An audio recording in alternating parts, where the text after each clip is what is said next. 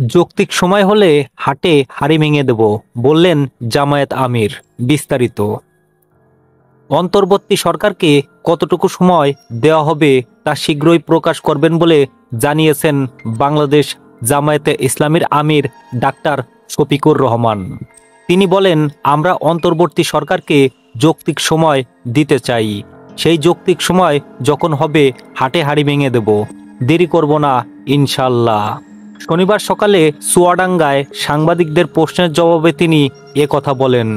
সকাল 6:30টায় চুয়াডাঙ্গা ও মেহেরপুর জেলা জামায়াতের কর্মপরিষদ সদস্য ও দায়িত্বশীলদের সঙ্গে মতবিনিময় সভায় প্রধান অতিথির বক্তৃতায় তিনি এসব কথা বলেন। শহরের হোটেল শাহিদ প্যালেসে চুয়াডাঙ্গা জেলা জামায়াত অনুষ্ঠানের আয়োজন করে। অনুষ্ঠানে সভাপতিত্ব করেন জেলা জামায়াতের আমির অ্যাডভোকেট রুহুল আমিন।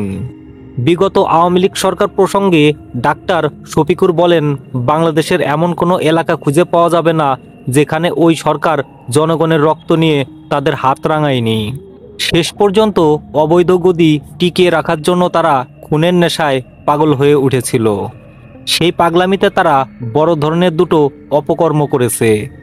একটি করেছে গণহত্যা, আরেকটি এই দেশের পরীক্ষিত দেশপ্রেমিক সংগঠন বাংলাদেশ জামায়াতে ইসলামী ও বাংলাদেশ ইসলামী ছাত্র শিবিরকে নিষিদ্ধ করেছে।